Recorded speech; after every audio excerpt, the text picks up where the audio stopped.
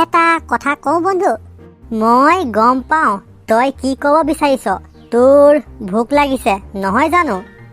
ইয়াৰ ৰাতিপুৱা ৰাতিপুৱা নিৰ্মল বায়ুৰ সুগন্ধলৈ মোৰ ভোক লাগি গ'ল। তোক গেলা জাবৰ জোথৰ গোন্ধলৈও ভোক লাগি যায়। কেতিয়াবা এনেকুৱা হৈছেনে যে ভোক লগা নাই? যেতিয়া মই সৰু আছিলোঁ তেতিয়া মই এবাৰ খানা খোৱাৰ পাছত ভোক লগা নাছিল, সেইকাৰণে ডাক্তৰ মাতিব লগা হৈছিল।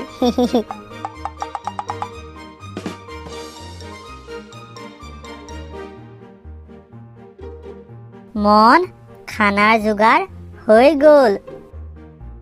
গছটোৰ ওপৰ ফালে চাচোন। কণ, মই পাত নাখাওঁ দেই। এবাৰ বহুত ভোক লাগিছিল, তেতিয়া খাইছিলোঁ। আৰু পিছদিনাখন ৰাতিপুৱা ৰাতিপুৱা বাথৰুমত গোবৰ ওলালে, কলা কলা। ঐ মূৰ্খ, মই তোক পাত খাবলৈ কোৱা নাই। পাতৰ কাষত চা, পকা পকা আম আছে। ৱাহ, পকা পকা আম, মজা লাগিব খাই। ব'ল আম পাৰোঁগৈ। আমটো গছত ভাল লগা নাই, পেটত বেছি ভাল লাগিব।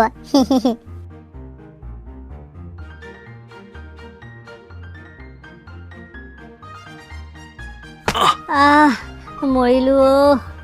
বন্ধু, বৰ বেয়াকৈ দুখ নাই পোৱাতো? অলপ দুখ পাইছোঁ। মই পাথৰ বিচাৰোঁগে, পাথৰ মাৰিম আৰু আম পৰিলে তই কেটচ কৰিবি। ঠিক আছে বন্ধু।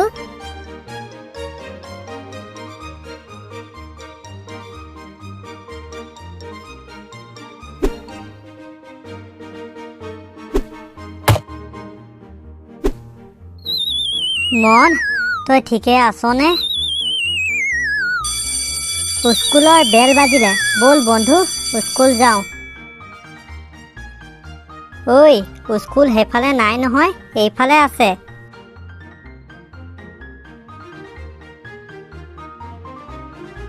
ছাত্ৰ ছাত্ৰীসকল, তোমালোকে কোৱাচোন কাল কেই প্ৰকাৰৰ?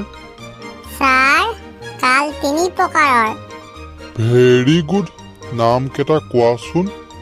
ছাৰ, ভূতকাল, প্ৰেতকাল আৰু ৰাক্ষসকাল। ঐ মূৰ্খ, কিতাপত এনেকৈ লিখা আছে নেকি? ঐ মন, তুমি কোৱাচোন কাল কেই প্ৰকাৰৰ আৰু কি কি? ছাৰ, কাল 3 প্ৰকাৰৰ, ভৱিষ্যৎকাল, বৰ্তমান কাল আৰু অতীতকাল।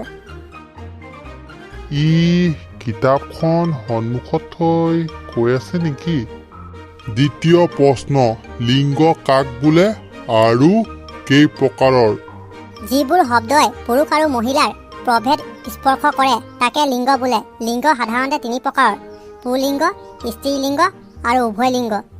মন, চকু বন্ধ কৰি উত্তৰ দেচোন মগজুৰে চিন্তা কৰি।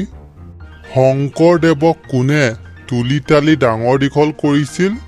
শংকৰদেৱক বুঢ়ীমাক খেৰসুঁতীয়ে তুলি তালি ডাঙৰ দীঘল কৰিছিল। মন, এটা শব্দত প্ৰকাশ কৰা। বাটেৰে যোৱা মানুহ। বাটৰুৱা। গাঁৱত থকা মানুহ। গাঁৱলীয়া। নগৰত থকা মানুহ। নগৰীয়া। পাহাৰত থকা মানুহ। পাহাৰীয়া। ইমান মস্ত গাধ ছাত্ৰজনে সকলো প্ৰশ্নৰ উত্তৰ শুদ্ধকৈ দিছে, কিন্তু কেনেকৈ? মন, এতিয়া মই কঠিন প্ৰশ্ন সুধিম, তাৰ উত্তৰ দিয়াচোন। মহাপুৰুষ মাধৱদেৱৰ জন্ম ক'ত হৈছিল? মহাপুৰুষ মাধৱদেৱৰ জন্ম লখিমপুৰ জিলাৰ নাৰায়ণপুৰৰ লেটেকু পুখুৰীত হৈছিল। মহাপুৰুষ মাধৱদেৱে কিমানটা বৰগীত ৰচনা কৰিছিল? মহাপুৰুষ মাধৱদেৱে 157টা বৰগীত ৰচনা কৰিছিল।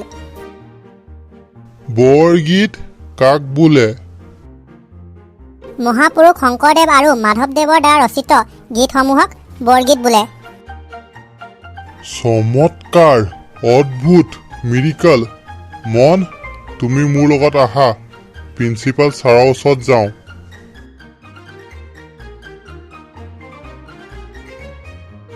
ছাৰ আগতে ইয়াৰ চকুত চালে এনেকুৱা লাগে কি নলাত চাইছোঁ একেবাৰে গেলা নলাত আৰু এতিয়া চালে এনেকুৱা লাগে কি গোটেই বিশ্ব ব্ৰহ্মাণ্ডখন তাৰ চকুৰ ভিতৰতে সোমাই আছে মই চিনি পাওঁ জিনিয়াৰ্ছক কিয়নো মই প্ৰিন্সিপাল হওঁ প্ৰিন্সিপাল তুমি কি কি কৰিব পাৰা মন মই তোৰ অতীত আৰু ভৱিষ্যত ক'ব পাৰিম বাছা ই মোক ভাষা ক'লে মিষ্টাৰ শইকীয়া ই মোক ভাষা ক'লে কি জানা মোৰ বিষয়ে কোৱা তই সৰুতে পানীৰ পৰা বহুত ভয় খাইছিলি আজিও তই সপ্তাহত এদিন গা ধুৱ এবাৰ তই বিজ্ঞানত ফেইল হৈছিলি আৰু তই মেট্ৰিক এক্সামত চিটিং কৰি পাছ কৰিছ আৰু ক্লাছ 10ত তই প্ৰিন্সিপালৰ ছোৱালীজনীক ভাল পাইছিলি হ'ব মন আৰু ক'ব নালাগে মোৰ অতীতটো দেখাই দিলা আৰু এতিয়া মোৰ ভৱিষ্যত দেখাই দিয়া তই বহুত ডাঙৰ মানুহ হবি শিক্ষামন্ত্ৰী নাইবা প্ৰধানমন্ত্ৰী হোৱাৰ সম্ভাৱনা আছে ব্ৰিলিয়েণ্ট বাবা আপোনাৰ বহুত ধন্যবাদ ছাৰ আমি প্ৰশ্ন সুধিব পাৰিমনে পাৰিবা মন এলিয়েন থাকেনে থাকে ছাৰ মোৰ বন্ধুক এৰি দিয়ক তাৰ লগত কিবা কথা পাতিব আছে তই যা ইয়াৰ পৰা মনৰ গাত বাবা সোমাই আছে এতিয়া আমি তাৰ পৰা প্ৰশ্ন সুধিম ঐ কণ মনৰ ওচৰত নাহিবি নহ'লে সি আকৌ আগৰ দৰে হৈ যাব ছাৰ আমি দুজন বন্ধু হওঁ তহঁত দুয়ো আগতে বন্ধু আছিলি এতিয়া নহয় যা ইয়াৰ পৰা ঐ বন্ধু এইফালে চা মই তোৰ বন্ধু কোন হওঁ তই কোন হওঁ মই চিনি নাপাওঁ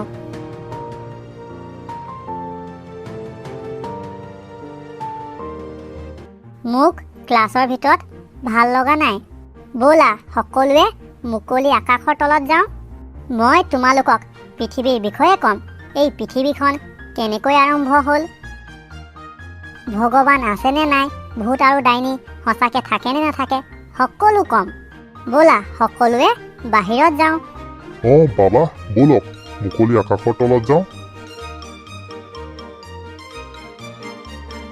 বাবা ছুপাৰ হিৰো থাকেনে ছুপাৰ হিৰো নাথাকে বাছা চব এই আমৰ কাৰণে হ'ল তোৰ কাৰণে মোৰ বন্ধু বাবা বনি গ'ল ধৈৰ্যৰ ফল সদায় মিঠা হয় আমৰ নিচিনা তোৰ কাৰণে মোৰ বন্ধু গ'ল এইটো ল কষ্টৰ ফল মিঠা হয় আমৰ নিচিনা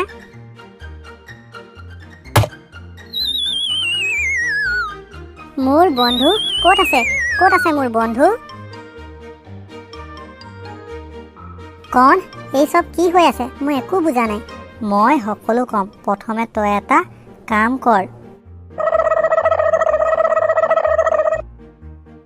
বাবা আপুনি ভগৱানৰ বিষয়ে কৈ আছিলে ন আৰু ক'বনে কম কিন্তু মোক দক্ষিণা লাগিব কি দক্ষিণা দক্ষিণা লাগিব মন পলা